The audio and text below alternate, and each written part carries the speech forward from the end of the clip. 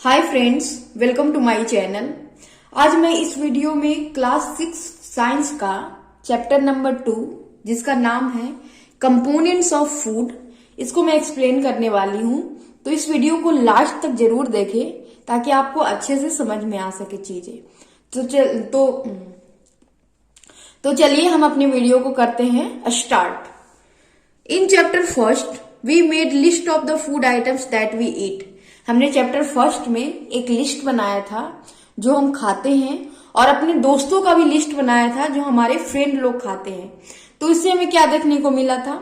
उससे हमें ये देखने को मिला था कि हम अपने अलग अलग टाइम में अलग अलग तरह का फूड खाते हैं। हमारे फ्रेंड भी होते हैं जो अलग अलग तरह के फूड खाते हैं। तो इससे हमें फूड वैरायटी के बारे में पता चला था कि बहुत सारे इंडिया में फूड वैरायटी है।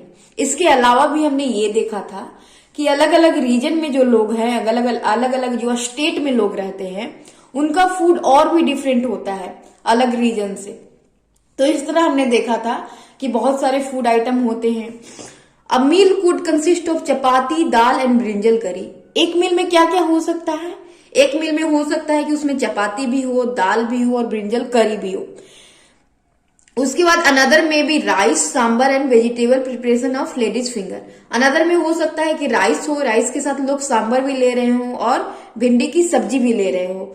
Yet another meal could be appam, fish curry and vegetable. और अनदर क्या हो सकता है कि उसमें अप्पम हो, फिश करी हो और वेजिटेबल हो।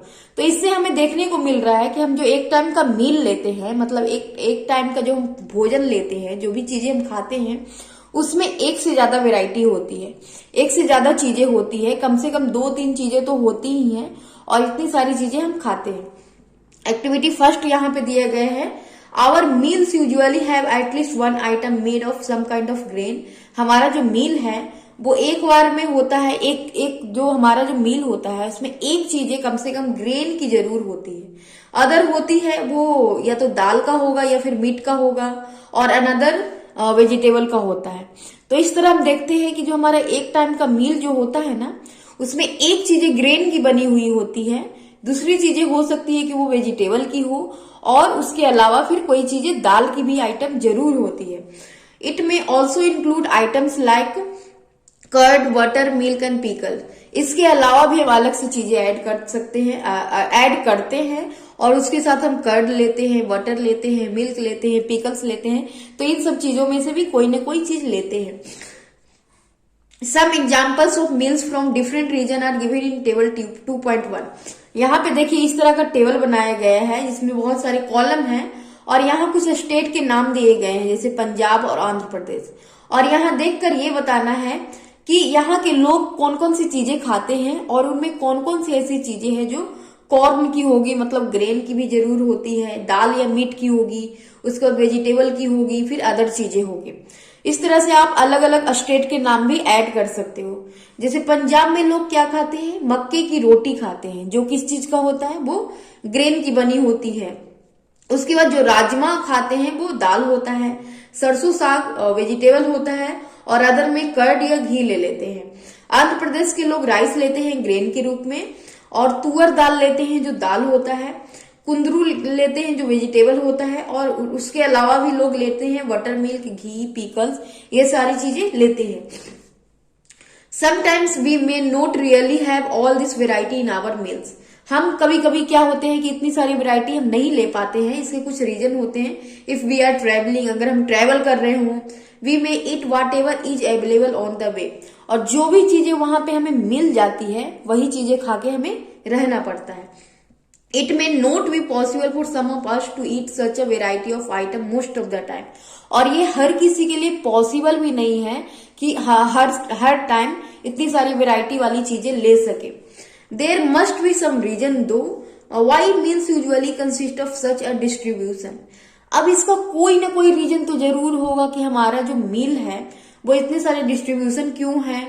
उसमें ग्रेन की चीजें भी होती है, दाल वाली चीजें भी हम ऐड करते हैं, वेजिटेबल भी ऐड करते हैं, इसके अलावा भी अलग अलग चीजें ऐड करते हैं। तो इसी का रीजन हम पता करने वाले हैं। Do you think that our body needs different kind of food for some special purpose? क्या आप सोचते हो कि जो हमारा बॉडी है वो अलग अलग काम करने के लिए अलग अलग उसको फूड की जरूरत होती है? चलिए इसके बारे में ही पता करेंगे। देखिए अगला हमारा है what do different food items contain. जो डिफरेंट डिफरेंट फूड आइटम होता है इसमें ऐसी क्या चीजें होती है। तो हम ये जानते हैं we know that each dish is usually made up of one और more ingredient which we get from plants और एनिमल्स। हमने देखा था अपने पिछले चैप्टर में भी कि हमारा जो प्रत्येक डिश होता है वो अलग अलग एक से ज्यादा इंग्रेडिएंट से मिलकर बना हुआ होता है। कोई किसी में 2 इंग्रेडिएंट लगे थे, किसी में एक से ज्यादा लगे थे, 2 से ज्यादा लगे थे। तो इस तरह हमने देखा था और वो इंग्रेडिएंट या तो हमें प्लांट से मिल जाते हैं और या तो फिर वो हमें वो एनिमल से मिलते हैं। These ingredients contain some components that are needed by our body। और वो जो हमारा मील बना हुआ होता है जिसमें डिफरेंट डिफरेंट इंग्रेडिएंट यूज होते हैं उसमें कुछ ऐसे कंपोनेंट्स होते हैं जिसकी जरूरत होती है हमारी बॉडी को और उसी को हम बोलते हैं न्यूट्रिएंट्स। उसी को हम क्या बोलते हैं? न्यूट्रिएंट्स बोलते हैं। The major nutrients in our food are named carbohydrate, protein, fats, vitamin and minerals. कुछ मेजर ये न्यूट्रिएंट्स हैं जिसके नाम दिए गए हैं जैसे carbohydrate, protein, fats, vitamin and minerals. In addition food contains dietary fibre and water. इसके अलावा भी फूड में और क्या क्या होते हैं? फूड में और होते हैं डाइटरी फाइबर होते हैं और उसके साथ ही वाटर होते हैं जिसकी जरूरत होती है हमारी बॉडी को। ये सारी चीजें जब एक प्रॉपर अमाउंट में हमें मिलती है तभी हमारे बॉडी का अच्छे से ग्रोथ हो पाता है और हम हेल्दी रह पाते हैं। तो इन सबकी जरूरत होती है। Do all food contain all this nutrients. अब सवाल ये आता है कि क्या सारे फूड में ये सारे न्यूट्रिएंट्स होते हैं? With some simple methods we can test whether cooked food or a raw ingredient contain one or more of these nutrients। हम कुछ मेथड के जरिए, कुछ टेस्ट के जरिए हम समझेंगे कि क्या सारे फूड आइटम में सारे न्यूट्रिएंट्स होते हैं या नहीं होते हैं। The test for presence of carbohydrates, protein and fats are simpler to do as compared to the test for other nutrients। जो कार्बोहाइड्रेट, प्रोटीन और ये फैट्स का जो टेस्ट है वो बहुत ही सिंपल है। तो हम इन्हीं तीनों चीजों का हम टेस्ट करने वाले हैं कि कौन कौन सी चीजों में ये सारी चीजें हैं। Let us do this test and record all our observation in table 2.2। यहाँ पे देखिए इस तरह का टेबल बना दिया गया है। यहाँ पे बहुत सारे फूड आइटम के नाम दिए गए हैं जैसे raw potato, milk, groundnut, uncooked powder rice. इस तरह से बहुत सारे फूड आइटम के यहाँ पे नाम दिए गए हैं। इसमें टेस्ट करके बताना है कि कौन सी चीजों में स्टार्च है मतलब कार्बोहाइड्रेट है, प्रोटीन है, फैट है। जैसे यहाँ पे रॉ पोटैटो में अगर टेस्ट करोगे तो आपको स्टार्च मिलेगा तो यहाँ पे लिख देना है यस। मिल्क में प्रोटीन मिलेगा तो यहाँ पे लिख देना है प्रोटीन के नीचे यस। उसके बाद ग्राउंड नट में फैट होता है तो उसके नीचे लिख देना यस। तो इस तरह से आपको रिकॉर्ड करके भी रखना है। जो भी टेस्ट आप करोगे आप अपने घर में या फिर स्कूल में करने वाले हो तो वो आपको इस तरह से रिकॉर्ड करके रखना है। For carrying out this test, you will need solution of iodine, copper sulfate and caustic soda। सबसे पहले इस टेस्ट को करने के लिए आपको क्या क्या चीज की जरूरत होगी? इसके लिए जरूरत होगी आपको आयोडीन सोल्यूशन, उसके बाद कॉपर सल्फेट और उसके बाद कॉस्टिक सोडा की जरूरत होगी। You will also need a few test tubes and a dropper. इसके अलावा भी आपको कुछ टेस्ट ट्यूब की जरूरत होगी और एक ड्रॉपलर की जरूरत होगी। Try this test on cooked food items as well as raw material. आप या तो इसको कुक्ड फूड के साथ कर सकते हो इस टेस्ट को या फिर रॉ इंग्रेडिएंट के साथ भी आप कर सकते हो। Table 2.2 show you a way to record the observation from this test. Some food items are given in this table.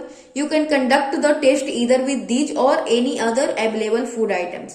हाँ, वो जो हमने वो दिखाया, आपने को टेबल दिखाया, उसके हिसाब से आप उसको ऑब्जर्व करके रख सकते हो, रिकॉर्ड करके रख सकते हो और उसमें जो भी फूड आपको दिए गए हैं उसके साथ भी आप टेस्ट कर सकते हो या फिर आप अलग से फूड आइटम को ऐड कर सकते हो। यही यहाँ पे दिए गए हैं। Do this test carefully and do not try to eat or taste any chemicals. आपको इस टेस्ट को बहुत ही सावधानी पूर्वक करना है और किसी भी चीज को टेस्ट नहीं करना है कि वो कैसा लगता है, उसका टेस्ट कैसा है, या किसी भी केमिकल को खाने की कोशिश नहीं करनी है आपको। If the required solution are not available in readymade form, your teacher can prepare them as follows. यहाँ पे देखिए ये बनाने के लिए दिए गए हैं। अगर वो सॉल्यूशन मार्केट में अवेलेबल नहीं मिलते हो तो आप टीचर को बोलकर उनको ये सॉल्यूशन बनाने के लिए बोल सकते हो, आयोडीन सॉल्यूशन, कॉस्टिक सोडा और कॉपर सल्फेट का, ये सारी चीजें। Let us begin by testing different food items to see if they contain carbohydrate. अब आप ये देख सकते हो कि कौन सी फूड आइटम में कार्बोहाइड्रेट है। There are many types of carbohydrates. The main carbohydrates found in our food are the form of starch and sugars. Carbohydrate बहुत तरह के होते हैं, लेकिन जो मेन कार्बोहाइड्रेट होते हैं ना, वो किसके फॉर्म में होते हैं? वो स्टार्च के फॉर्म में होते हैं और शुगर के फॉर्म में होते हैं। तो अगर हम किसी फूड आइटम में ये टेस्ट कर लें, ये पता कर लें कि उसमें स्टार्च है या नहीं, इसका मतलब कि हमें ये भी पता चल जाएगा कि उसमें कार्बोहाइड्रेट है या नहीं। टेस्ट फॉर स्टार्च, इसके लिए क्या करना है आपको? Take a small quantity of a food item or a raw ingredient, put 2 से 3 drops of dilute iodine solution on it.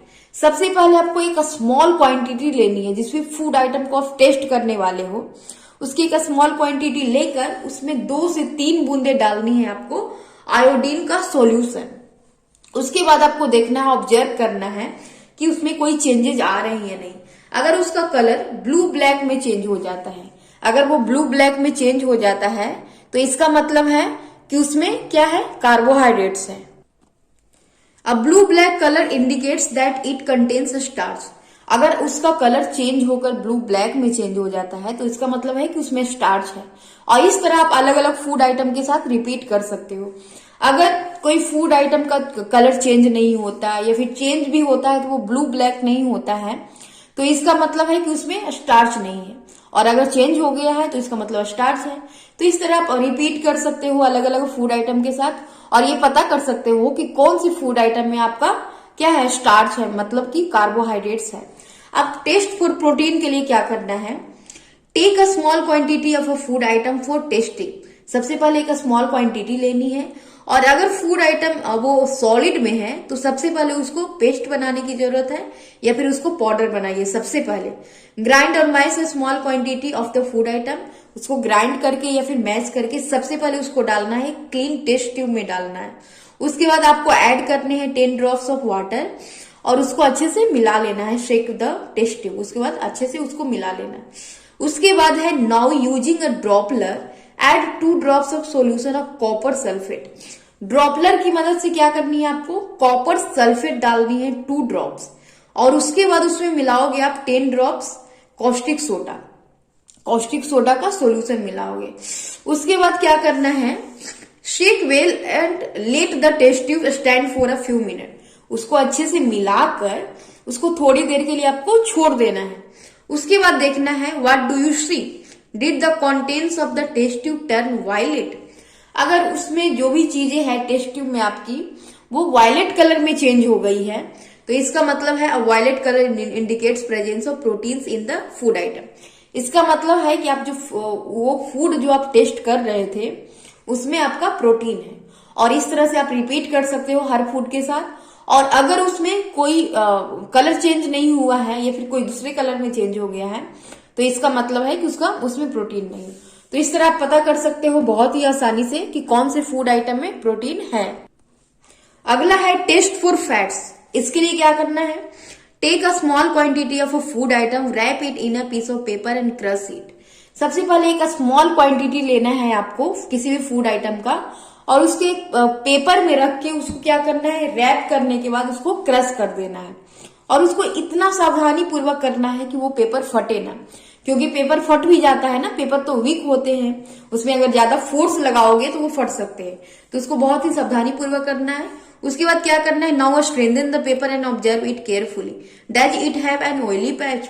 अब उस पेपर को क्या करोगे? आप सीधा करोगे और देखोगे कि उसमें कोई ऑयली पैच नजर आ रहे हैं या नहीं। अगर आपको ऑयली पैच नजर आ रहे हैं तो उसके बाद क्या करना है? Hold the paper against light, are you able to see the light faintly. अब उसको किसी लाइट के सामने रखना है और देखना है कि वो लाइट आपको दिखाई दे रहा है या नहीं।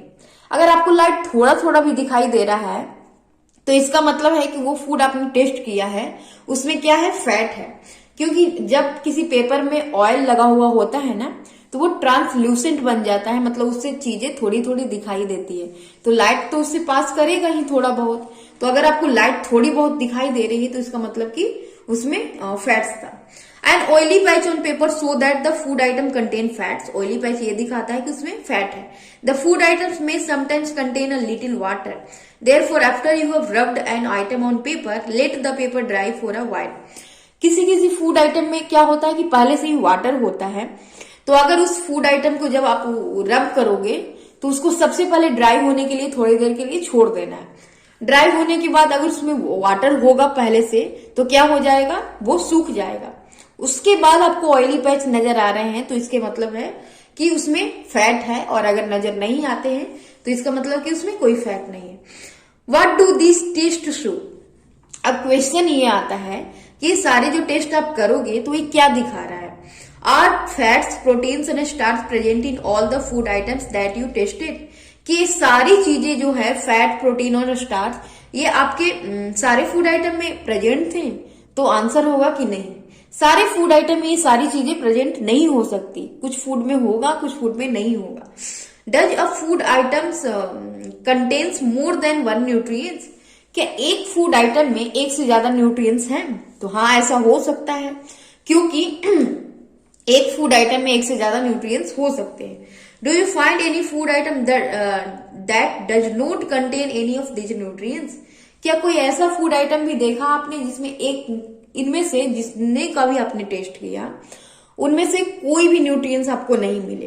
तो ऐसा भी हो सकता है, क्योंकि आप जो टेस्ट करोगे बस ये 3 चीजों का ही करोगे, बाकी सारी चीजें विटामिन और मिनरल्स जो होगी उसका तो आपने टेस्ट किया ही नहीं। तो ये भी चीजें यहाँ पे दी गई है कि there are also other nutrients like vitamin and minerals that are present in different food item. Vitamin और मिनरल्स भी होते हैं जो अलग अलग फूड आइटम में प्रेजेंट होते हैं। Why do we need all these nutrients. अब सवाल ये आता है, हमने ये तो पता कर लिया कि अलग अलग फूड आइटम में अलग अलग न्यूट्रिएंट्स होते हैं। सवाल ये आते हैं कि हमें जरूरत क्यों होती है इन न्यूट्रिएंट्स को खाने की, इनकी ऐसी क्या जरूरत होती है, ये बॉडी में जाकर ऐसा क्या करता है, कौन सी चीजों में ये हेल्प करता है। तो वही उसका आंसर यहाँ पे दिया गया है। What do various nutrients do for our body. ये जो अलग अलग न्यूट्रिएंट्स होते हैं ये हमारे बॉडी में ऐसे जाकर क्या करते हैं। Carbohydrates mainly provide energy to our body. जो कार्बोहाइड्रेट होता है वो हमारी बॉडी को एनर्जी देता है। Fats also give us energy. Fat भी हमें एनर्जी देता है। In fact fats give much more energy as compare to the same amount of carbohydrates. जो फैट होता है ना वो ज्यादा एनर्जी देता है कार्बोहाइड्रेट की तुलना में। अगर सेम अमाउंट में हम कार्बोहाइड्रेट वाली चीजें ले रहे हो और वो फैट वाली चीजें ले रहे हो, दोनों चीजें अगर सेम अमाउंट में लेंगे तो फैट वाली चीजें हैं जो उसी अमाउंट में रहेगी लेकिन वो हमें ज्यादा एनर्जी देगी। तो इस तरह के फूड को हम क्या बोलते हैं, food containing fats and carbohydrates are also called energy giving food. तो इस तरह के फूड को हम बोलते हैं एनर्जी गिविंग फूड। जिस भी फूड में आपको फैट हो, कार्बोहाइड्रेट हो, तो उसको हम बोल सकते हैं एनर्जी गिविंग फूड। इस तरह से फिगर यहाँ पे 2.3 एंड फिगर 2.4 में दिए गए हैं। जैसे कार्बोहाइड्रेट रिच फूड क्या क्या है, पोटैटो है, शुगर केन है, पपाया है, मेलन है, मैंगो है, मेज है, बाजरा है, राइस है, व्हीट है, स्वीट पोटैटो है। ये सारी चीजों में क्या मिलता है, हमें कार्बोहाइड्रेट्स मिलते हैं। उसके बाद फैट्स वाली चीजें हैं, ये ग्राउंडनट है, अलग अलग ऑयल है जो sunflower oil, mustard oil, coconut oil, soybean oil. उसके बाद नट्स में आपको मिल जाएंगे, तिल में मिल जाएंगे, ये सारी चीजों में फैट्स मिलता है। उसके बाद मीट में, फिश में, एग्स में, क्रीम में, मिल्क में, घी में, बटर में, ये सारी चीजों से हमें फैट मिलता है। तो यहाँ सारी चीजें दी गई है। उसके बाद protein are needed for the growth and repair of our body. Protein हमारी बॉडी में जाकर क्या करती है, ये हमारी बॉडी को ग्रोथ के लिए बहुत ही ज्यादा जरूरी होती है और हमारे बॉडी को रिपेयर करने के लिए की भी बहुत ही प्रोटीन सहायक होता है रिपेयर करने में। Protein containing food containing proteins food containing proteins are often called body building food.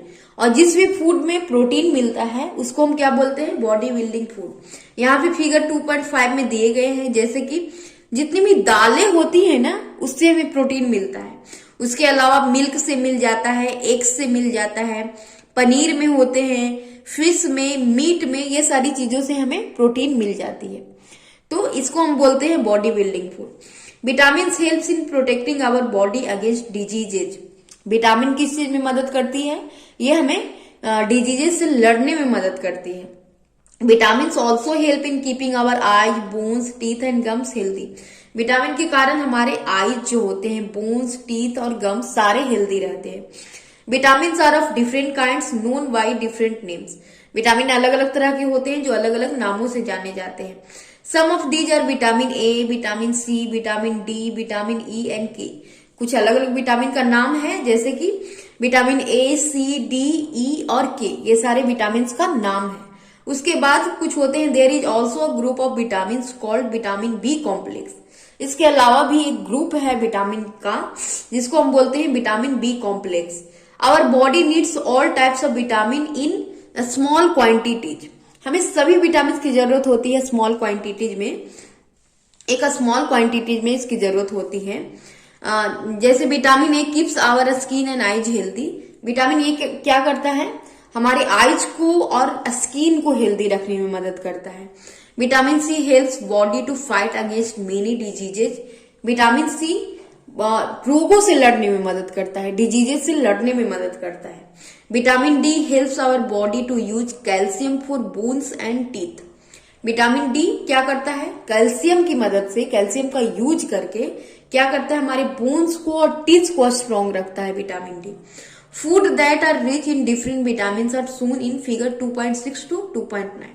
यहाँ पे अलग अलग फूड दिए गए हैं, जैसे विटामिन ए वाली चीजें ये है, पपाया है, मिल्क है, उसके अलावा भी और भी चीजें हैं। विटामिन बी वाली चीजें यहाँ पे दिए गए हैं, कुछ ग्रेन्स वगैरह हैं। विटामिन सी वाली चीजें ये फ्रूट्स वगैरह है, वेजिटेबल है, टोमेटो, ऑरेंज, गुआवा, लेमन, आंवला। उसके बाद विटामिन डी हमें मिलता है मिल्क से, बटर से, एग्स से और फिश से, ये सारी चीजों से मिलता है, right. Minerals are needed by our body in a small amount. Minerals की भी जरूरत होती है हमारी बॉडी को, राइट, क्योंकि मिनरल्स की भी हमें जरूरत होती है, हर चीज की जरूरत होती है, तो सारे न्यूट्रिएंट्स की जरूरत होती है, उसी तरह से मिनरल्स की भी जरूरत होती है। Each one is essential for proper growth of our body. अब देखिए यहाँ पे दिए गए हैं कि हर किसी को की जरूरत होती है कि हमारे बॉडी का प्रॉपर ग्रोथ हो सके, हमारा बॉडी हेल्दी रह सके, उसके लिए सारी चीजों की जरूरत होती है, सारी चीजों की जरूरत होती है। And to maintain good health some sources of different minerals are shown in figure 2.10। यहाँ पे कुछ मिनरल्स दिए गए हैं जिसके फिगर आपको यहाँ पे दिखाए गए हैं, जैसे ये आयोडीन वाली चीजें है, साल्ट है, फिश है, इसके अलावा भी बहुत सारी चीजें हैं। फॉस्फोरस वाली चीजें मिल्क है, ये बनाना है, कुछ ग्रेन्स वगैरह है। आयरन मिलता है हमें पालक से, एप्पल से और भी चीजों से। उसके बाद कैल्शियम हमें मिल्क से, एग से मिल जाते हैं, तो ये सारी चीजें हमें मिल जाती है।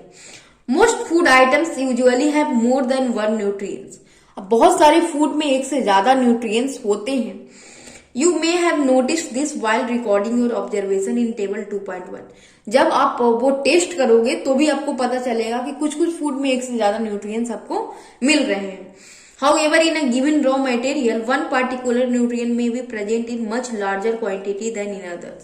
और कोई कोई फूड में ना, जैसे कोई एक से ज्यादा न्यूट्रिएंट हो सकते हैं बहुत सारे फूड में, लेकिन कुछ एक न्यूट्रिएंट्स की क्वांटिटी ज्यादा होगी और दूसरे की कम होगी। तो जिसकी ज्यादा होगी उसको हम क्या कहेंगे कि वो उस न्यूट्रिएंट रिच फूड है। जो भी चीजें, अगर जैसे for example rice has more carbohydrates than other nutrients.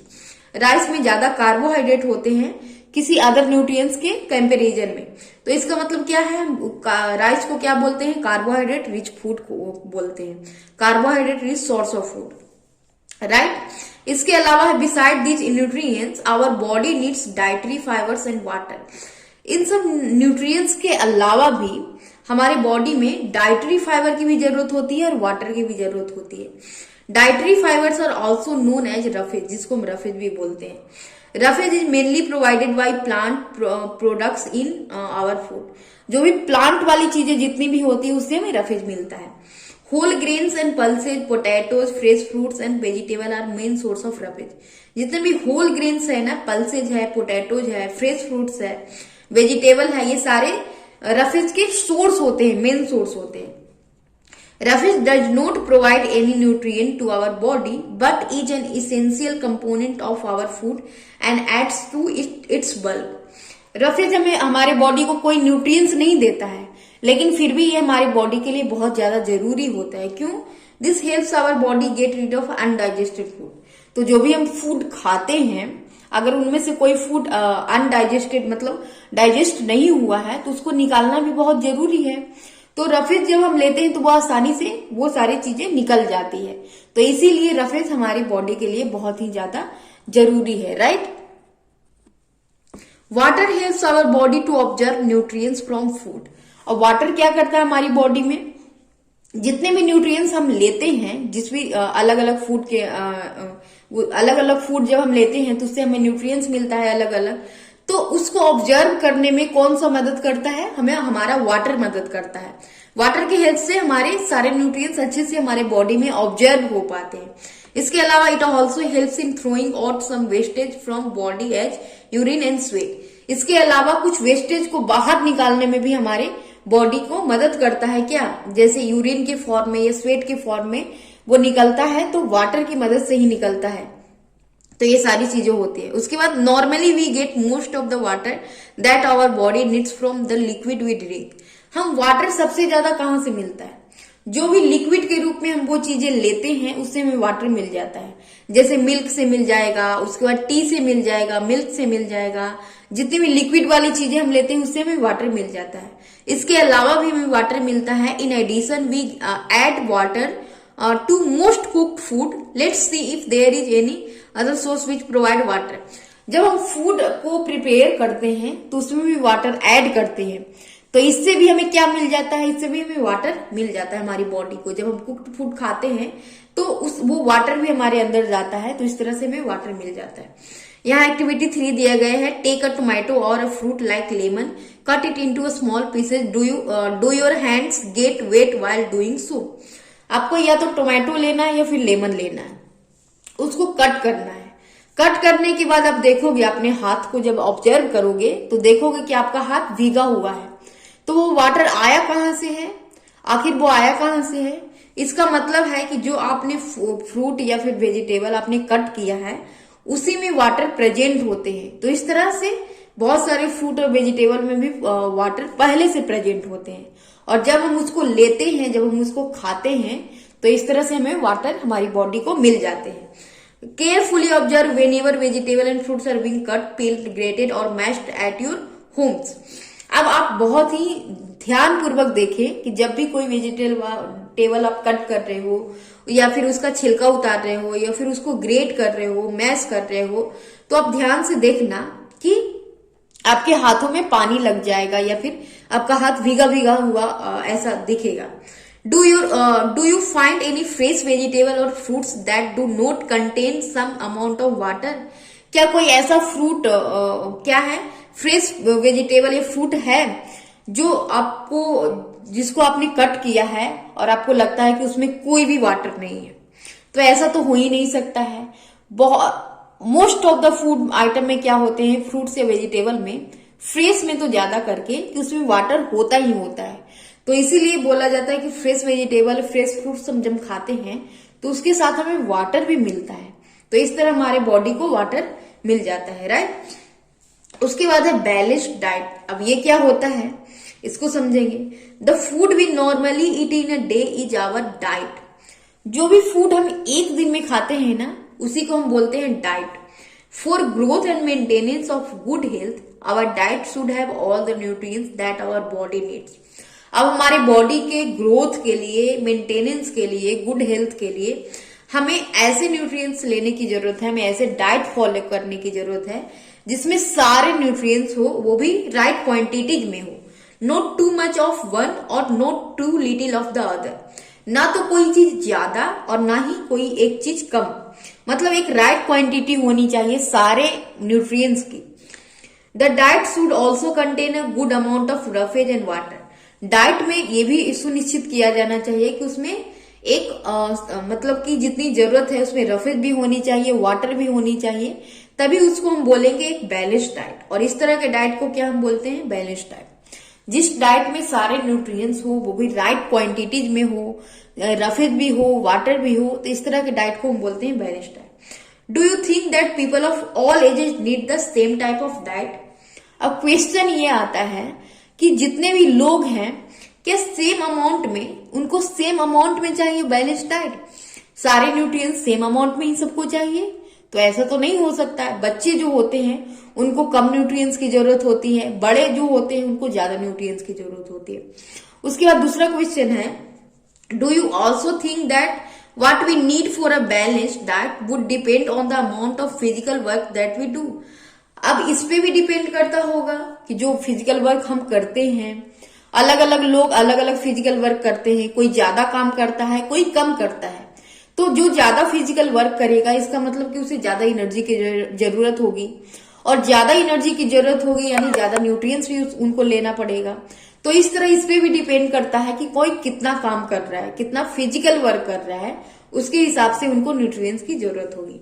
Prepare chart of whatever you eat over a period of a week, check whether all the nutrients mentioned are present in one और the other food items being eaten within a day और so. आपको क्या करना है कि एक chart बनाना है, एक वीक का चार्ट बनाना है, और उसमें ये देखना है कि आपने कौन कौन सा फूड आइटम लिया है, कौन कौन सी चीजें ली है, कौन कौन से इंग्रेडिएंट से बनी चीजें ली है, और उसके बाद ये चेक करोगे कि उसमें कौन कौन सी ऐसे न्यूट्रिएंट्स हैं जो प्रेजेंट हैं।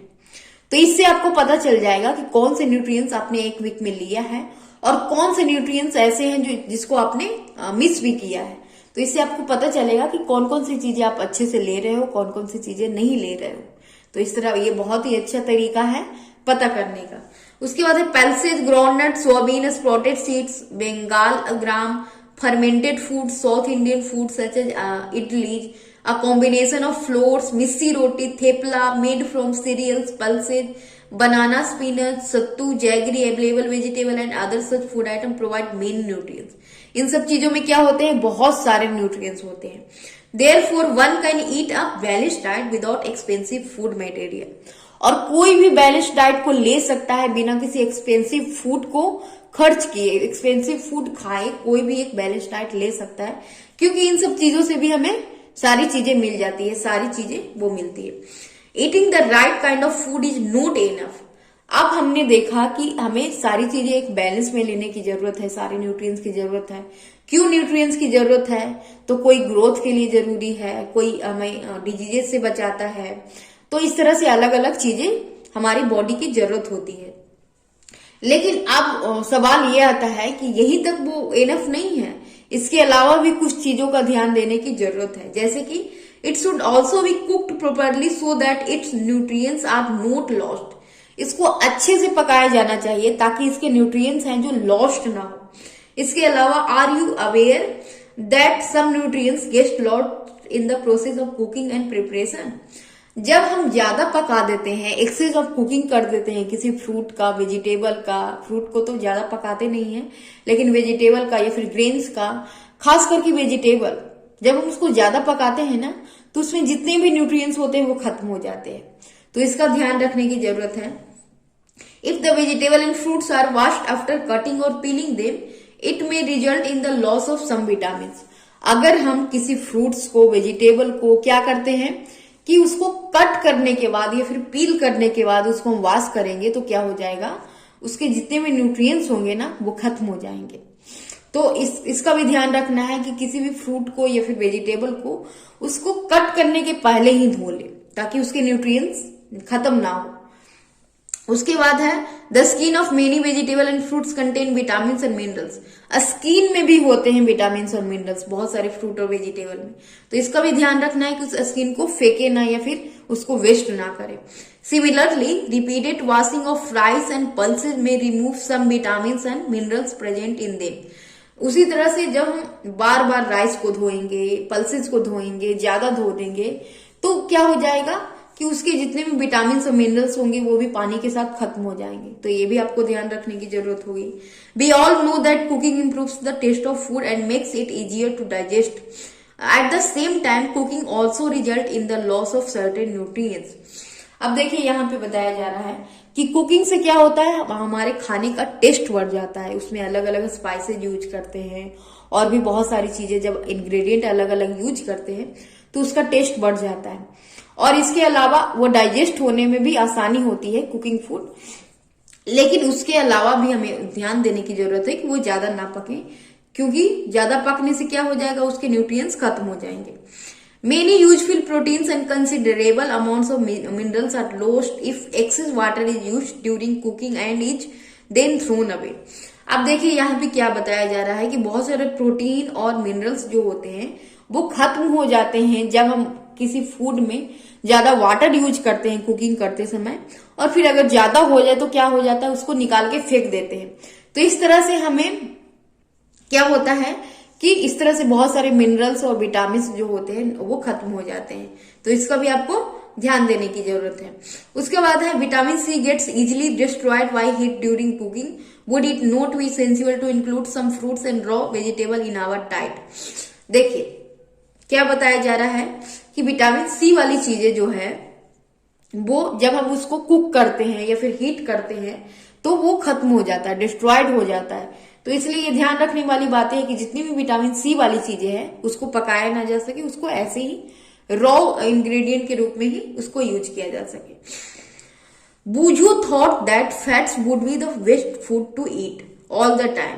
अ katori of fat will give much more energy than a katori of carbohydrate rich food, isn't it? So he ate nothing but food rich in fats. Boojho ने सोचा कि जो फैट वाली चीजें है ना वो बहुत ही अच्छी है क्योंकि ये हमें ज्यादा एनर्जी देती हैं। कार्बोहाइड्रेट वाली उतना ही चीजें खाते हैं तो वो हमें कम एनर्जी देगी, लेकिन फैट हमें ज्यादा एनर्जी देगी। तो उसने क्या सोचा कि इसका मतलब जो ये फैट वाली चीजें है वो बहुत अच्छी है, और उसने कुछ नहीं खाना शुरू किया, बस खाना स्टार्ट कर दिया। क्या वो फैट रिच फूड जितने भी होते हैं, जैसे फ्राइड फूड लाइक समोसा, पूरी, मलाई, रबड़ी, पेड़ा, ये सारा चीज उसने खाना स्टार्ट कर दिया।